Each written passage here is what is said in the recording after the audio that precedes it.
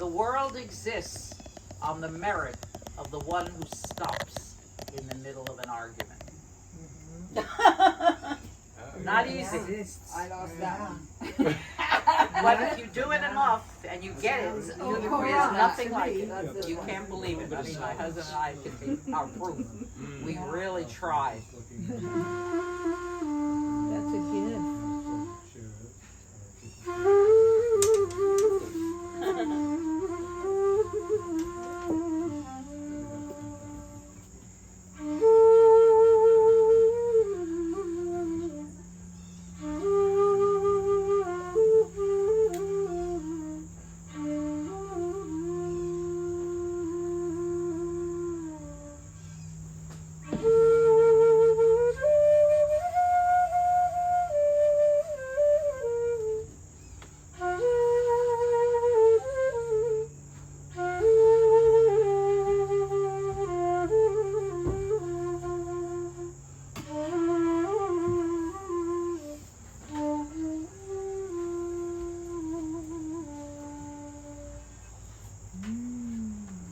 Gioia was a nun, and she really cared for her sisters.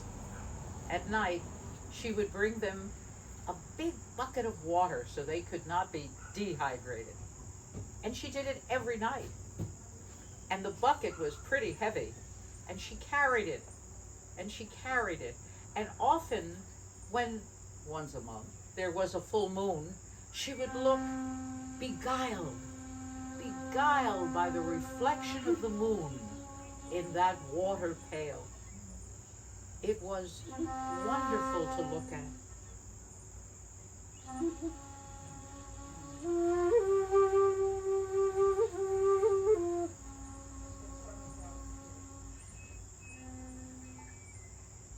But then the bamboo strings started to go, the bamboo that held up the bucket. And she mended it. She got more string, but nothing quite made it. It never got completely mended. But still, she used it, she needed it, and besides, the moon in the water was fantastic. She had tried to do meditation and become enlightened with a great, great teacher. Nothing. Rienzi. Niente. Everybody knows this word. Yeah. So one night, when she was looking at the moon in the reflection of her pail, the strings broke. And the great thing came crashing down, and the bottom of the bucket was opened and into the floor, and there was no water. What was she to do? The moon was in that water. What was she to do? The moon was in that water. But she couldn't see it. And by chance, by fluke chance, she looked up.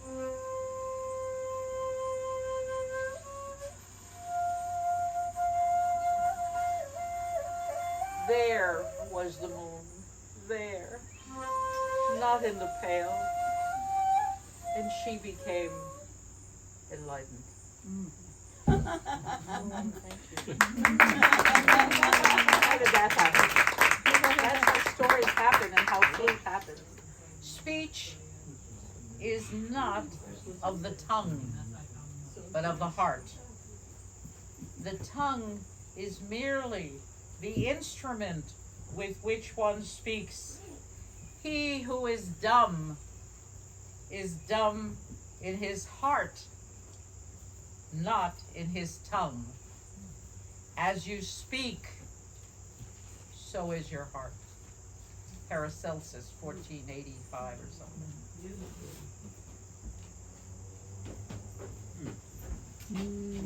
James Hillman, a friend of mine, but also, I'm honored to say, an incredible Jungian therapist, always started, and often started with that quote from Paracelsus.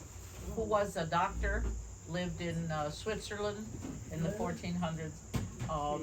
Also a metaphysician. Also believed in that which cannot be seen or touched, but saw it, felt it, knew it. We often, well, I feel your contribution is always about beauty and about truth too. Both. There's certainly I think there's a aspiration with music. I mean, you know, for me, music is really a portal into a steadiness that drops down the sense of I'm playing this or this music is that, but it's some opportunity to really just find some space that opens everything up.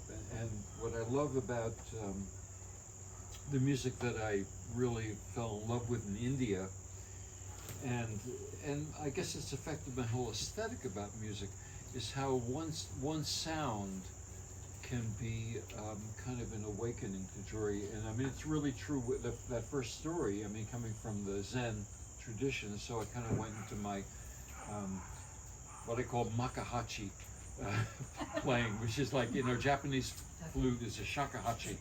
So I call it a makahachi because I'm playing it on an Indian flute. But that idea that that breath becomes sound, becomes music.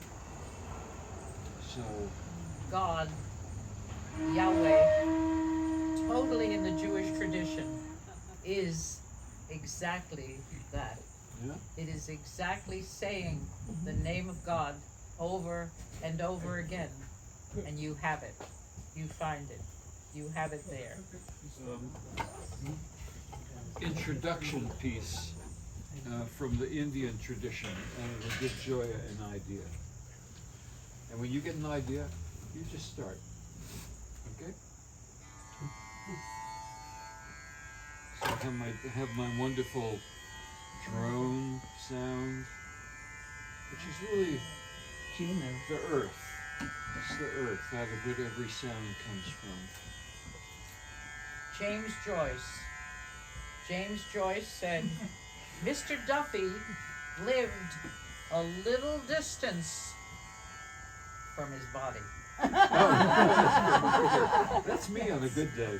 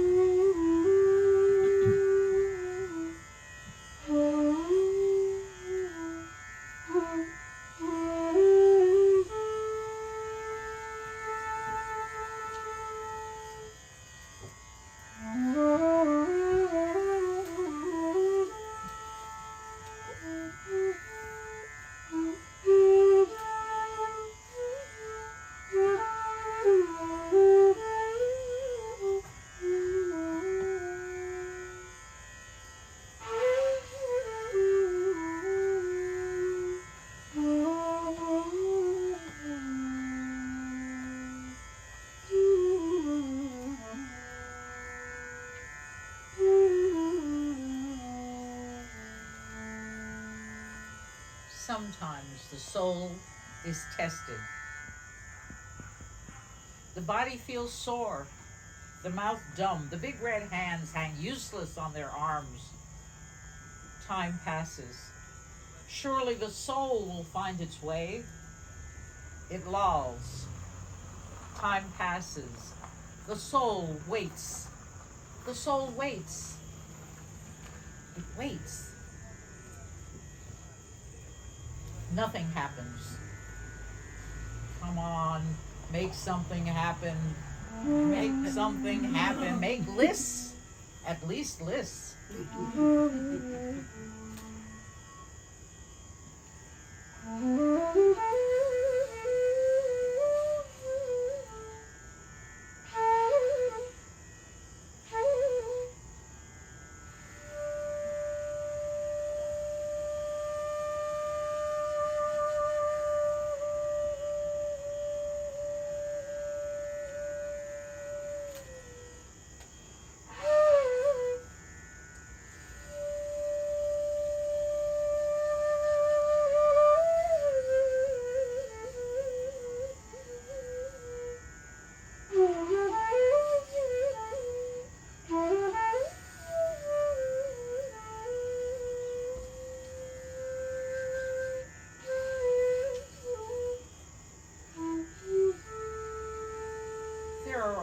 Urgent things to do. For this morning, this afternoon, tonight, tomorrow, a month from now, a year, and then all of a sudden when I'm typing this thing out, it comes 10 years and I say, no, too much, no, too much. It's too heavy a burden for them.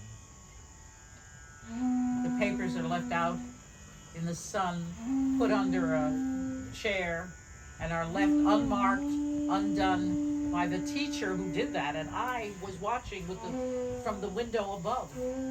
No, not lists. It's too heavy a burden for them.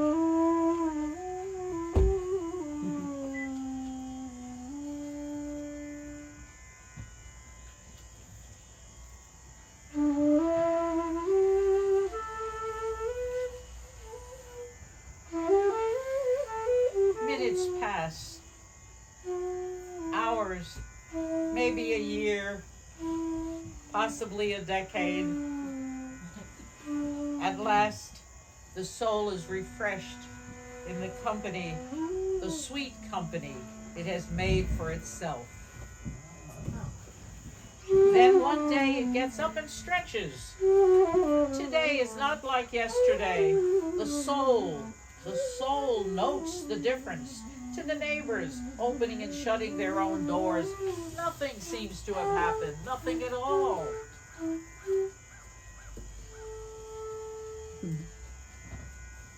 Nothing at all. Finally, now, the graceful hands brings down the fertile rain.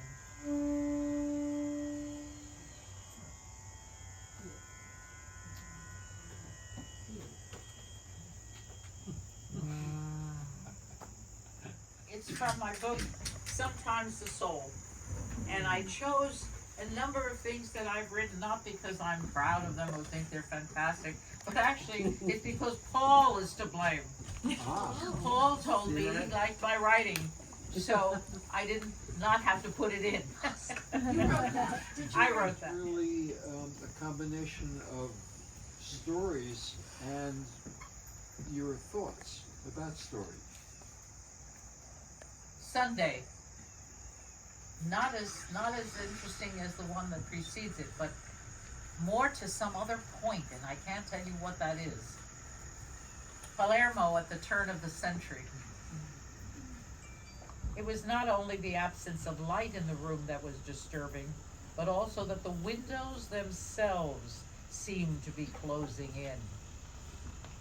No, closing in is not right. It hints at light dimming, taking time. You know, like dusk to night.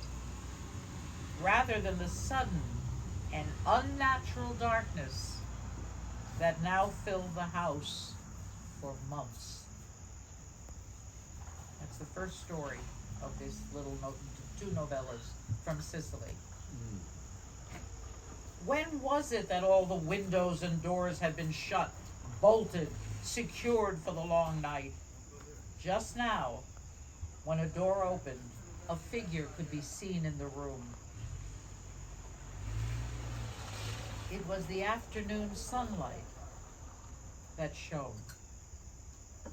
And then, when the door closed, the figure, with all the objects in the room,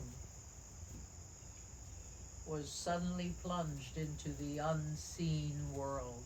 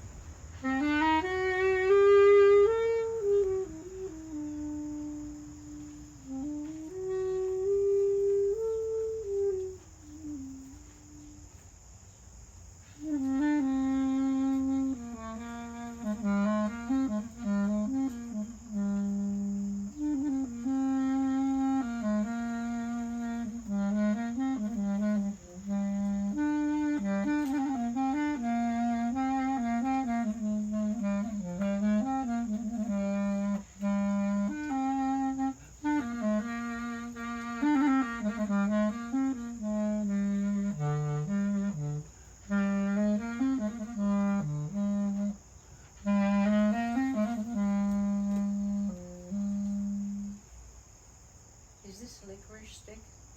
That's what they called it. I remember as a kid calling that a licorice stick. Well, that was the Benny Goodman era. Yeah. The Benny Goodman Yeah, era. right. I don't play like Benny. When did you when did you start playing this, and where did you find it, and who is it? Tell us. I showed people before. This is 5th grade. Yeah. Oh, God. Yeah. Really? Yeah. Wow. Well, you know, my father was a concert pianist, Oh. and my earliest memories are with my erector set underneath the grand piano, building replicas of the West Side Highway, elevated. Anyone remember elevated West Side Highway? Yes. Yeah. Okay, you got to go back a bit, but it was there. Yeah. Your whole world is bringing myth and story into that psychological, like dropping. I should play it properly. It's like saying Dionysus duet. sang and danced in I his hear the mother's belly. song. Yeah. Dionysus sang and danced, it's reputed, in his mother's belly. It's because she was And dancing never too. forget, Yeah. and never forget that Zeus already had someone coming from his forehead. Metis, the mother, Uh-huh. the mother. And he swallowed her so that he would always have her in his belly, for she was belly wisdom. So this is a little bit of a thing with the male, you know, that it comes from the father's head only. No, not only. No way. Mother's metis was right there in the belly. So they were. Could you play it? Yeah. You could. I could play that. I think I want to play that on clarinet. It feels Just in it case feels you pretty thought jazzy. that's an actual fact. It's not a wish fulfillment. Where did that land? Metis, Yeah. M-E-T-I-S. No, where did it land? In his. Oh, Yeah. the belly.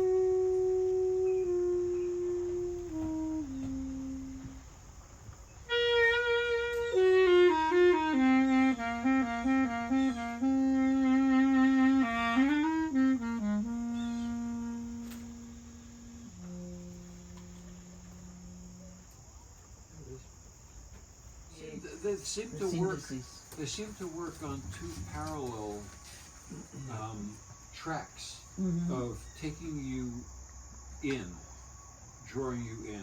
So there's a story. You can tell me what you think about this, but I mean, there's a story. There's a beginning, a middle, and end. There's a journey, if it's anything mythic. There's a task that someone has to do to be able to strip away their sense of ego or self. And in a way, the music is also really asking you to do the same thing in a non-verbal kind of way. So, yeah, Very cool. I've got a little baby here that I just love. Oh, good. That kind of Oh, really yummy. evokes that. Here we go.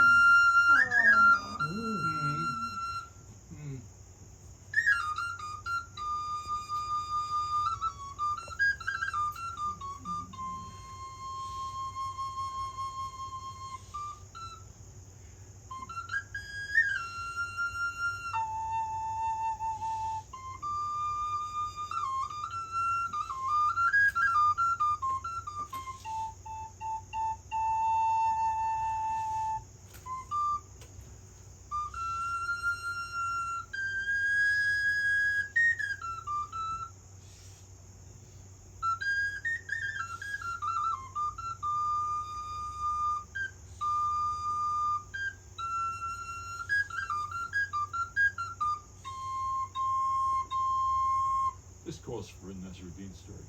Yeah. Calls for a Nasruddin. Nasruddin story.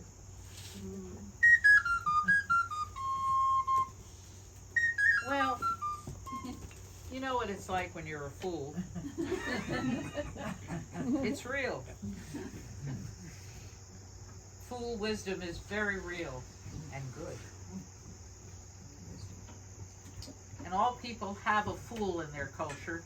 My people, I'm Sicilian. We don't pride ourselves in Jufa, but we have a Jufa. And where does he come from? Guess who? Mullah Nasruddin. Why? Kenneth, how long were the Arabs in our country? 400 years. How many? 400. 400 years. Enough time to gather the fool? It happened. When you do Jufa, let's hear some Sicilian while you do it.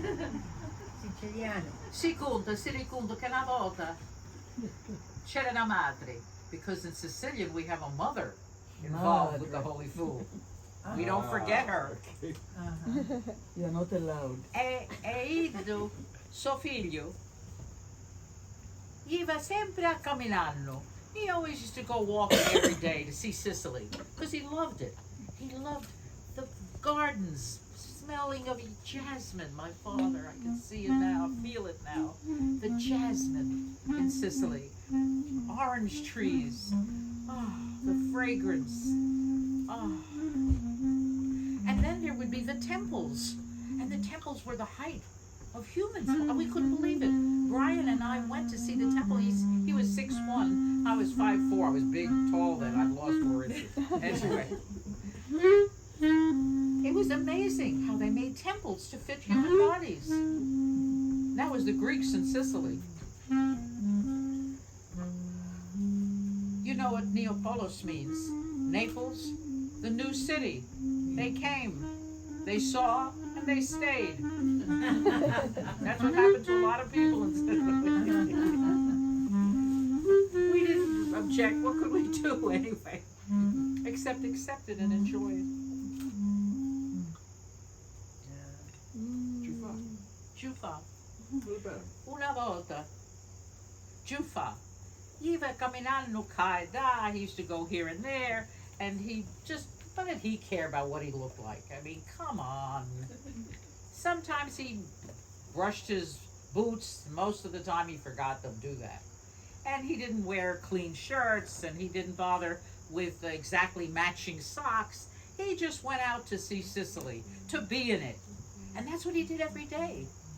It happened that one day, it must have been around noon or 1, when the men of a big fattoria, big farm, were were making food for dinner, for lunch. The big lunchtime, you know what that is. You eat at lunch, you stop, you eat your whole meal, and then you go to sleep, you take it easy, and then you wake up again at night and you start all over again at night.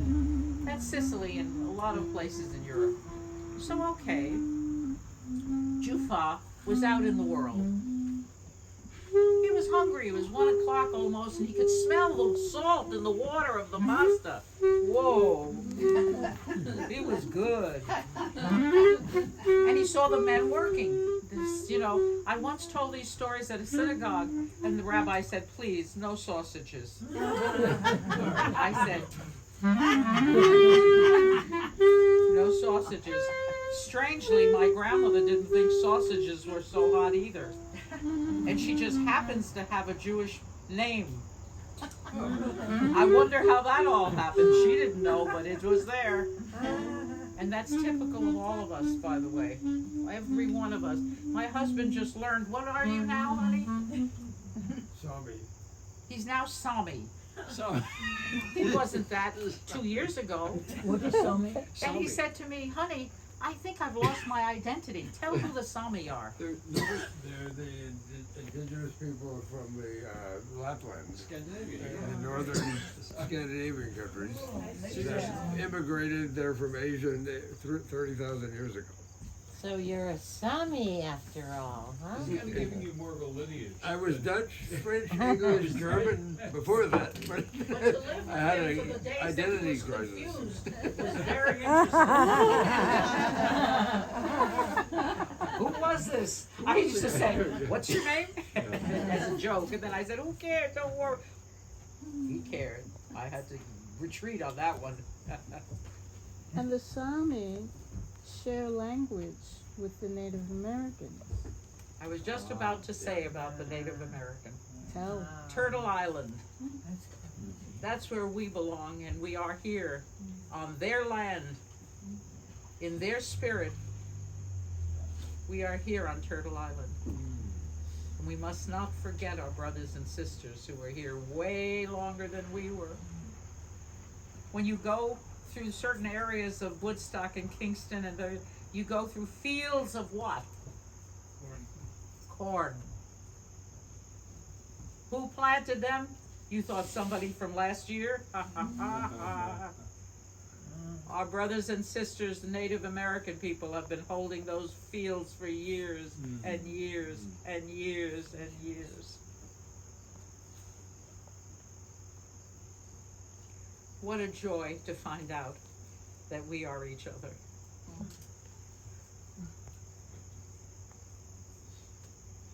meanwhile, there's this guy, Jufa. We left him. He's hungry. So Jufa was smelling the water and the salt in the water, and he knew pasta came from that. And so he said, Signore, posso avere tantichedda di carne? I love that, it's a Sicilian word, tantichedda. It means just a little bit, tantichedda di una cosa da mangiare, because he was starving. He hadn't eaten since the day before or something. You know, he went and did what he wanted, but food, he'd forget sometimes. So they looked at him. They said, "Cos'è tu? Who are you?" He was shocked, you know. They said, "You look like a vagabond. We're not going to feed vagabonds here." He'd never heard of that. They said, "You better get going or we're going to sick a dog after you. Better get going, buddy. Keep going." So he started to leave, but he was hungry. But he started to leave. And then pretty soon the dogs did come after him. They sicked after him. And they went after him. He ran, they ran, he ran, they ran, he ran, they ran. He got to his door. He flung open the door. His mother said, "Kufu." Typical Sicilian mother. Who did it? She was ready to defend him.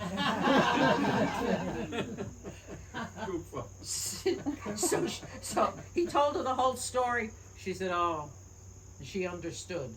So the next day she washed and ironed his shirts, those white ones that were now a little gray, yellow, green, whatever.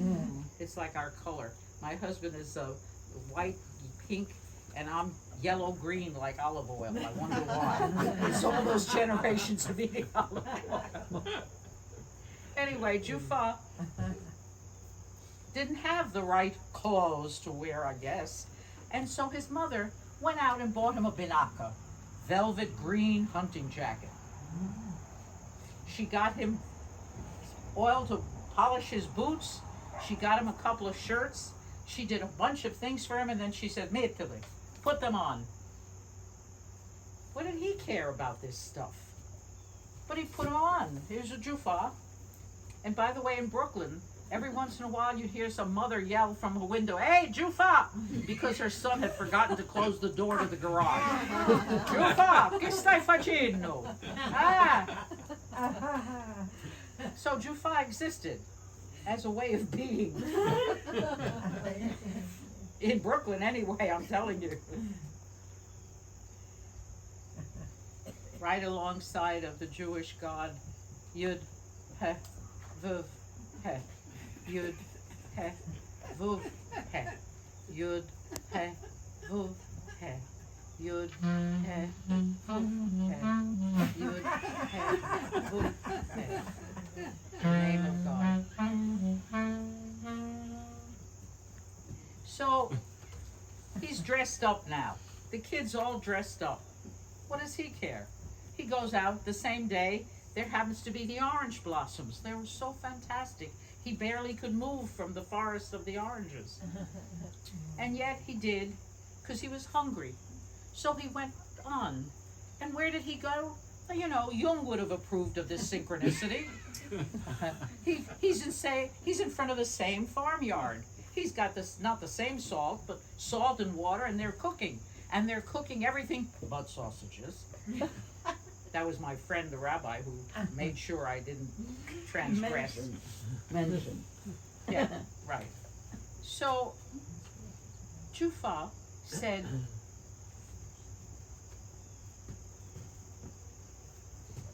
"Your signore, can I have a little something to eat?"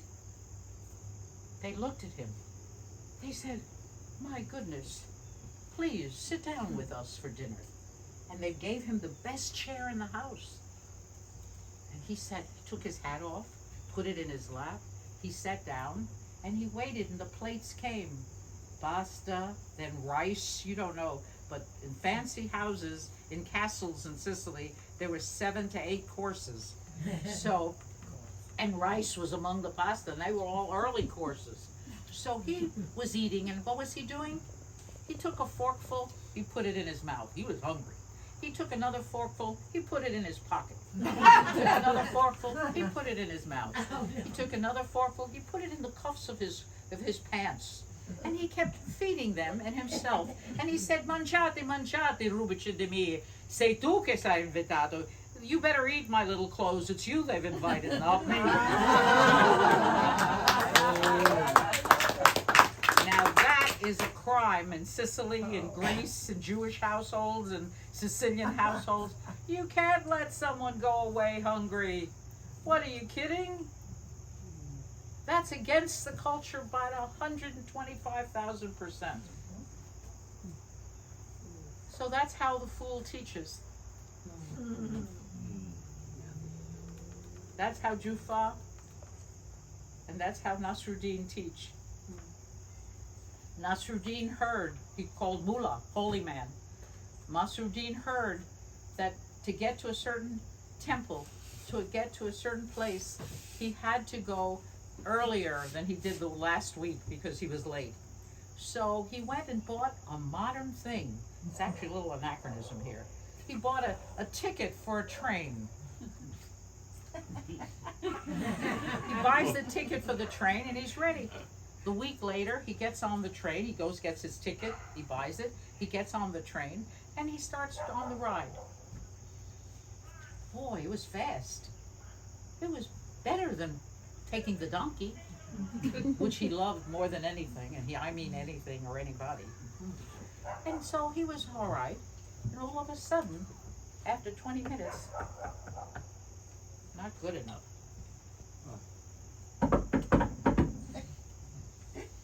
It's the train master. He's come in, and he says, "Excuse me, I'm here to collect the tickets."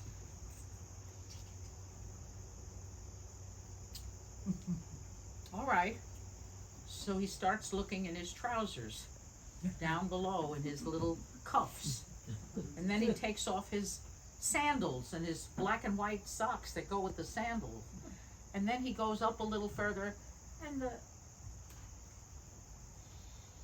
guy says to him, the actual person who's in charge of the tickets says to him, "No, don't do that. What are you doing that for?" He says, "Well," he said, "No, put your hand in your upper breast pocket. It's probably there." "Oh no," says Mullah. "If I don't find it there, I will lose all hope."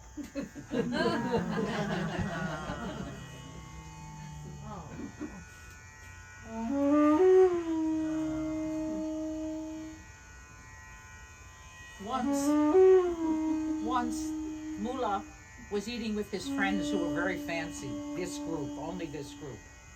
They were pretty fancy. They were talking metaphysics, theology, all sorts of stuff. It happened that wasn't quite enough. And he had to think about this. And he's still thinking.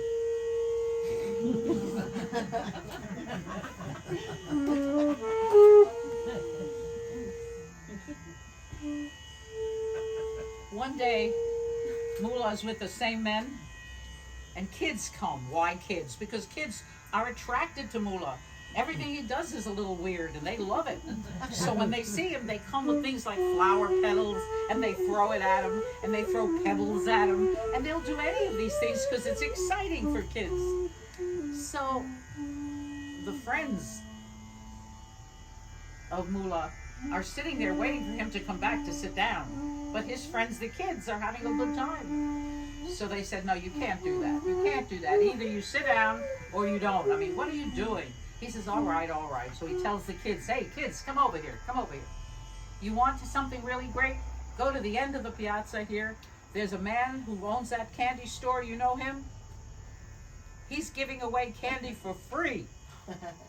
So they turn, they leave Mullah alone, and they start running. Now Mullah leaves his bag on the table, and he starts running. His friend grabs him by the arm, says, "Where are you going?" He says, "I'm going to the candy store." He says, "What are you talking about? You're going to the candy store. You told him that, but you never know." That's so good. Yeah. Oh my. You never know, do you? So Gioia and I had the wonderful opportunity to be part of Dennis McCarthy's week-long workshop on Paros in Greece, in the Kyklados, on the island there. And Dennis has been doing these workshops for 20 plus years. Quite remarkable. He does them beautifully. Yeah, and it's a real dive into the Greek mythology, dreams that come out of that, sand play with clay, and really just taking in the just spectacular beauty of that land, the oldness, the sense of culture. The color blue. The water. Blue and white. We didn't even know water could look like Yeah. that. We didn't know it could feel like that Yeah. until we were on Paros that particular time Yeah, that's and right. going into the water up to here. And It was amazing. every day we would explore the mythic world of a different god. Apollo.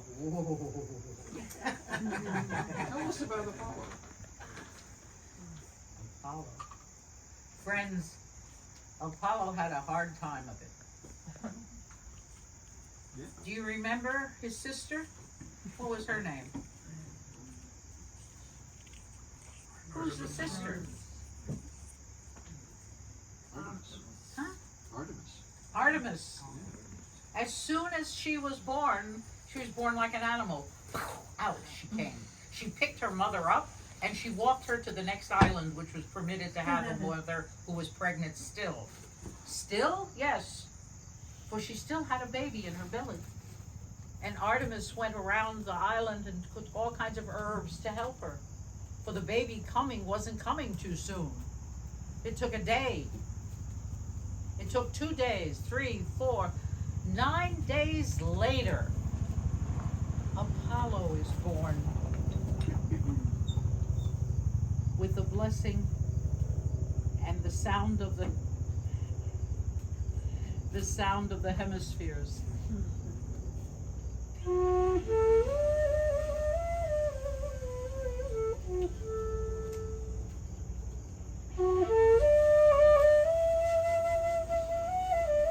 And he was perfection itself.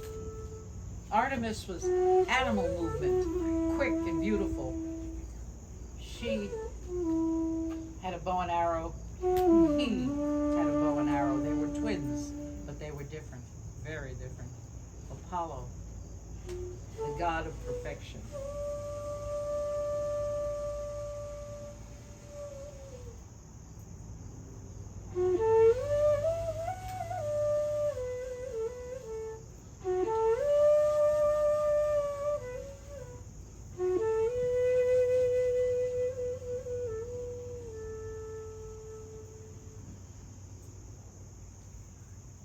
It took a long time for him to be born, but when he was born, he gave blessings, and he was very important to everyone that was there and slightly distracted, because they're always slightly distracted.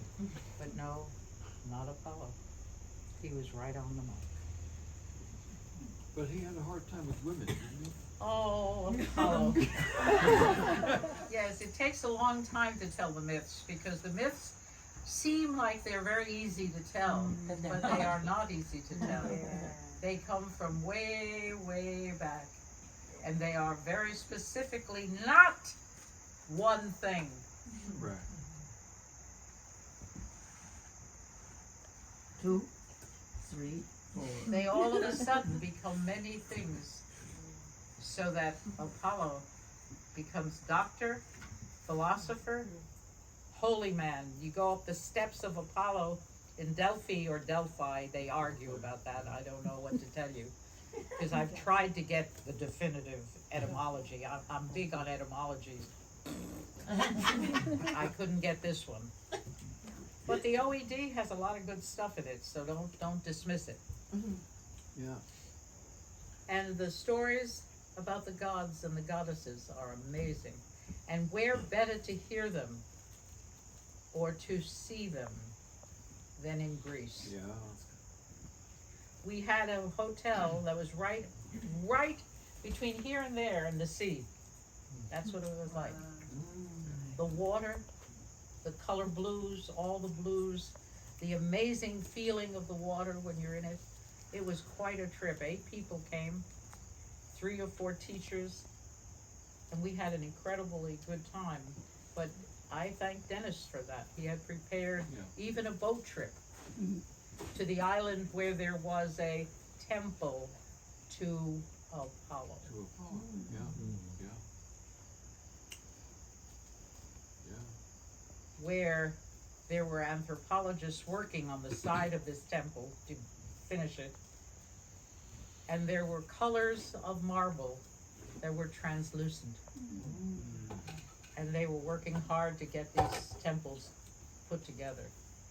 There's a book on it anyway. Yeah. And that's the Temple of Apollo on the island. Yeah. Well, Artemis is the goddess of, like animals. She's the goddess of the quick to know, the quick to see, the quick to do. I mean, imagine she picks her mother up, pregnant and all, and walks her across the straits right there in Sicily to the island where she deposits her and says, all right, I'll wait with you while you wait for the second child. And Artemis goes around collecting herbs, doing all sorts of things that an animal might do, that a creature might do for itself or for others, as we now are learning in the books that are coming out. That the roots of trees help each other. Hello? Hello? Don't forget it. Help is needed.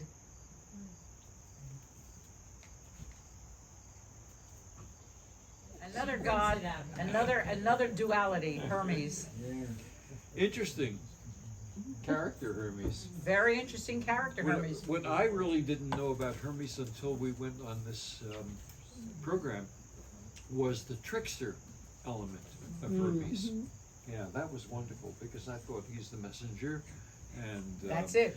But he's got that in between trickster kind of work of could be this, could be that, and that's okay, which to me is such a fundamental insight into how all things are. Could be this, could be that, and you got a problem with that? And your flute has that. You play your flute and you go right along with what's feeling at the moment, and then all of a sudden I notice and I capture your change, and I have to do something for that. Well, that's what's so much fun when we've had a chance to work together. That this complete spontaneity, as obviously you can see, but out of that something arises which I like to say that the idea of sound, it's like the right sound at the right time in the right place. And that's what gives us this sense of complete aliveness, which can incorporate. Oh, trouble. Oh, it's been fixed. Oh, trouble. Oh, it's been fixed. Trouble. Oh, it's been fixed, honey. It's all right. Oh, trouble. What trouble? Doesn't exist. So it seems like a lot of my music comes from a relationship with light, with the quality of light. It's very much in the Indian music tradition that, and something that I love, that for hundreds of years, people have been hearing music at a particular time of day, and that synchronicity with what's going on in the natural world enters into what's happening musically. So at this, we're kind of at the beginning of course, August in North America lingers. The light lingers in a wonderful way. If you're on the equator, if you're in India, boom, it's like within 20 or 30 minutes, it's light and then it's dark. So that sense of what we love to call bardo, that in between space, is really is much more noticeable than it is in North America. So perhaps in this climate, it just requires playing a little bit longer, so that when you finish, it's actually dark.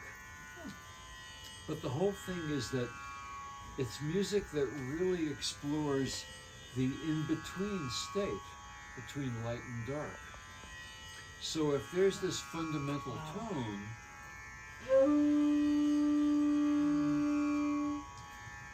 why not go there, but go someplace uncomfortably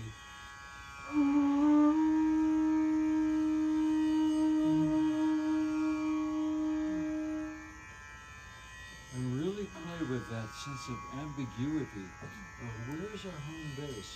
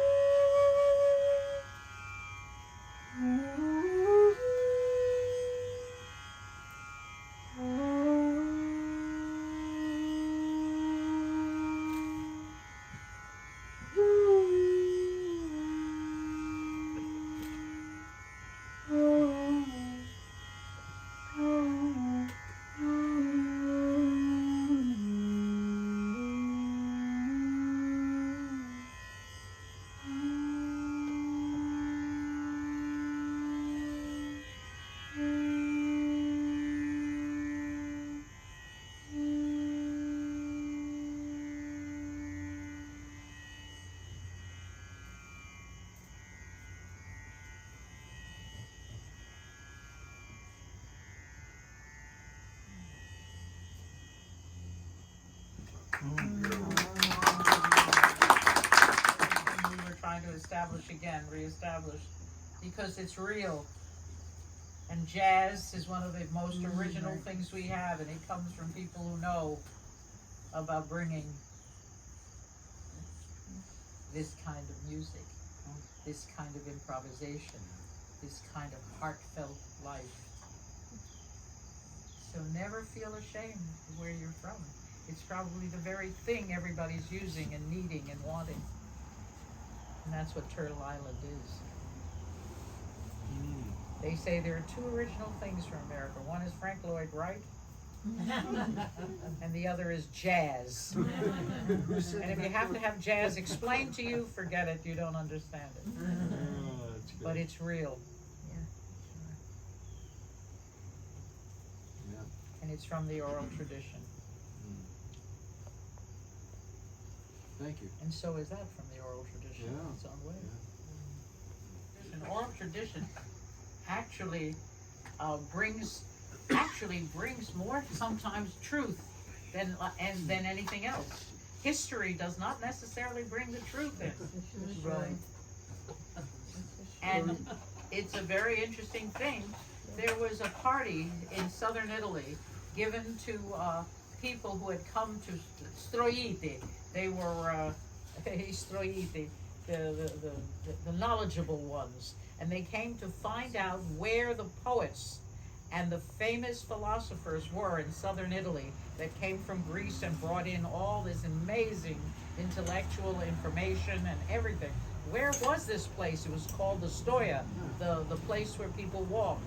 And they were having dinner outside, discussing this, the intellectuals. And a servant said, "Hey, signore, we know where it is." They said, "What?" He says, "Yeah, for years we call it the place where the poets came from." And what? Yes, and they showed them the actual place. They actually dug and found entire truth about this stuff. The oral tradition was more faithful and more real than the one that people had been trying to find writing. Not that I'm against writing, right? Please. But how do you? It's not either or. But there it is. And you know, read this wonderful book by Thomas Keating, who talks about the way of being, human beings and the way of being. And again, I'll say it. He says, yes, you can show love to your children, but you must also show them esteem. Yes, you can tell them that it's good to get food and to be alive, but you've got to teach them that living is important. And so all these things sometimes we're behind on, and it takes a couple of years to figure out in meditation how to put the mind and the body together. Boom, hello, hello, We're working on it. Yeah. hello. Yeah. But this is so interesting about oral tradition, Yes. because the fixation of the Eurocentric Western mind is to fix things. This is the definitive story.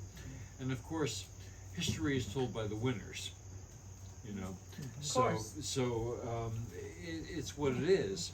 But the idea of oral tradition is the fluidity. When Gioia tells a story, even Jufa, it's the same story, and yet it's always different.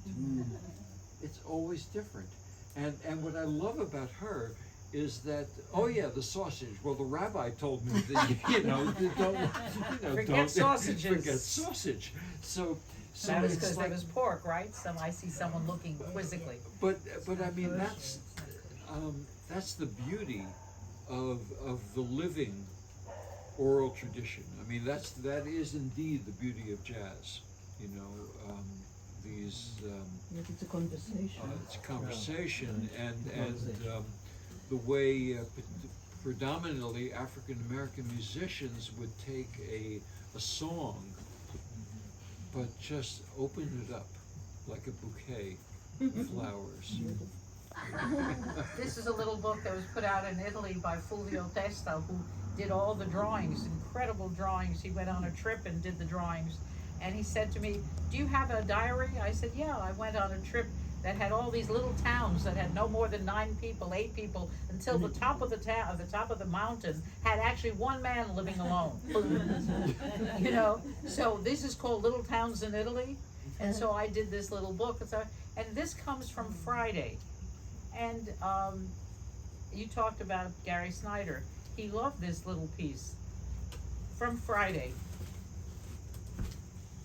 The bees seem sluggish today. Big clue. What season is it, right? The bees seem sluggish today, still flying from wildflower to wildflower, finally to the bright purple asters left clustered at the side of the road. In the branches above, the usually noisy starlings are moving quietly, gathering in larger and larger groups, filling the trees. One starling flies to a crowded branch, displaces another bird, who displaces another bird in turn, stir and adjust, just down the line. The once bare branches ripple, full of sitting blackbirds.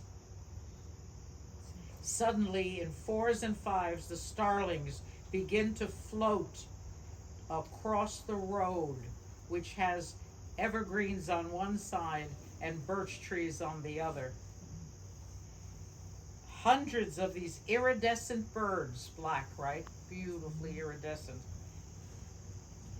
move silently across the opening of the forest, right? With the birch white and a bit of sun floods the road and catches the blue, purple, black feathers. And for a minute, when they pass this beam of sun, they each become the shining band of iridescent color. Though they fly, they appear still, like a fast-moving water over a falls, which catches stone and light in a fixed design, and where the eye is fooled, where light and pattern create some constant, though everything which is the constant moves.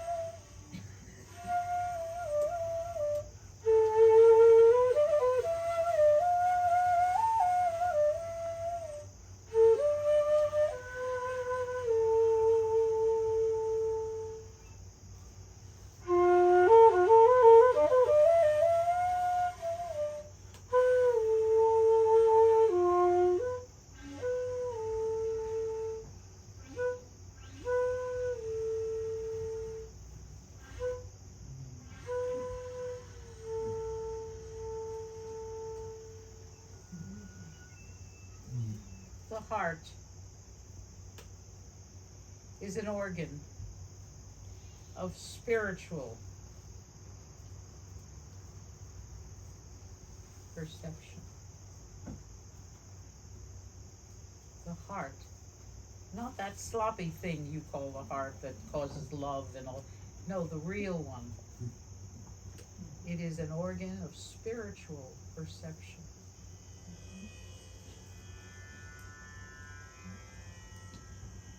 And until you reach it and find it, you live in the very good world of the binary operator, which goes this way, gathering together that which comes together, but that which is one is love. That's why we love each other. Om.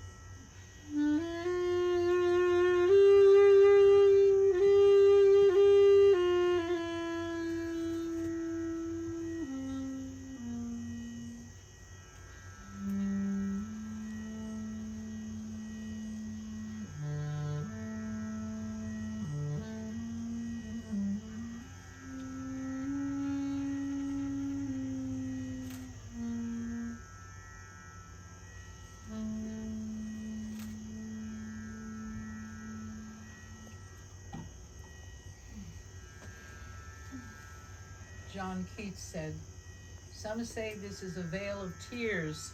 Nay, nay, I say it's a vale of soul making."